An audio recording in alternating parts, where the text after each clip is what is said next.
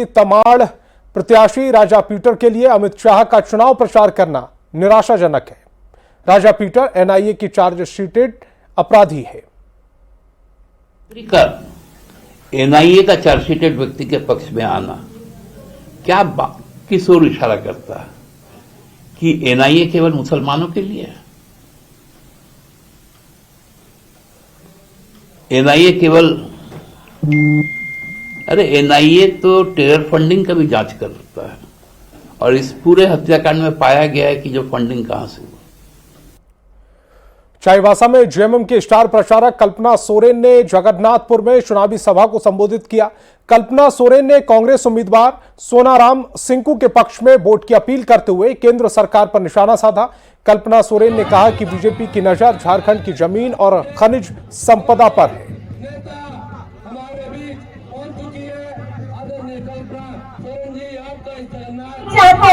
आपके वोट पे नजर है और वोट से ज्यादा आपके जमीन के अंदर में छिपे हुए खजाने से इनको मतलब है। आप बगल के राज्य में देख लीजिए छत्तीसगढ़ में हरदेव जंगल का क्या हालत है। उस जंगल को किसको दिया गया? बड़े बड़े व्यापारियों को दिया गया। आज वहां पर में आदिवासी लोगों को मारा जा रहा है, जबरदस्ती हटाया जा रहा है। वे अपनी जान की। झारखंड में बांग्लादेशी घुसपैठ अब चुनावी मुद्दा बन गई है। बीजेपी लगातार जेएमएम सरकार पर घुसपैठ कराने का आरोप लगा रही है। इस पर कांग्रेस पर्यवेक्षक अधीर रंजन चौधरी ने बीजेपी पर हमला करते हुए कहा है कि बीजेपी भटकाने के लिए बांग्लादेशी घुसपैठ का मुद्दा उठाकर हिंदू मुस्लिम की राजनीति कर रही है। आदिवासियों को गैर आदिवासी से हिंदू और मुस्लिम के बीच ध्रुवीकरण कर राजनीति कर रही है। से आके यहाँ घुसपैठिया कर रहे हैं। जहां से मुख्यमंत्री आए हैं ना आसाम, अब बताइए तो आसाम से चुनाव का यही मुद्दा था, घुसपैठिया। तो आज हिंदुस्तान की सरकार ये आंकड़ा पेश करे और बाबूलाल मरांडी की जमाने से आज तक जब जब बीजेपी सरकार सत्ता में रही झारखंड में, कितने घुसपैठिया पकड़े गए और कितने को बांग्लादेश भेजी गई, ये थोड़ा आंकड़ा पेश करे।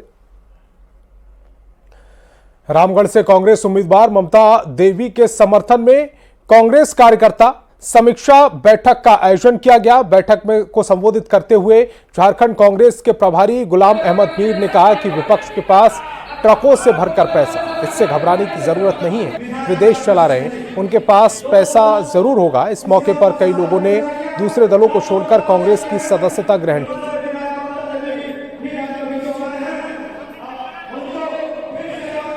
तो ट्रकों में पैसा आया है, देश लूटे हैं तो पैसा हो सकता है ट्रकों में आया, क्योंकि देश लूटने वाले हो।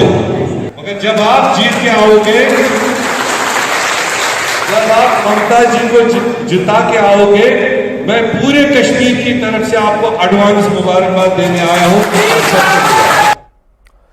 और 13 नवंबर को पहले फेज का विधानसभा चुनाव है। इससे पहले बीजेपी के नेता गौरव वल्लभ ने प्रेस कॉन्फ्रेंस कर इंडी गठबंधन पर जमकर निशाना साधा। गौरव वल्लभ ने कहा कि पिछले 5 साल में जमकर मलाई मारो का गठबंधन चल रहा है। आदिवासी युवाओं को जो औद्योगिक प्लॉट बांटने थे, उसमें हेमंत सोरेन जी बोले युवाओं को देख लेंगे बाद में। ऐसा क्या है? कैबिनेट में मुख्यमंत्री स्वयं निर्णय करता है कि मेरी पत्नी को औद्योगिक प्लॉट दे दो, 11 एकड़ का। हेमंत सोरेन जी, उसके बाद आप लोगों से वोट मांग रहे हो? आप तो माफी के भी हकदार नहीं हो, जो भ्रष्टाचार और परिवारवाद आपने फैलाया है। तो इस बुलेटिन में फिलहाल इतना ही। आप देखते रहिए न्यूज़ 18 बिहार झारखंड।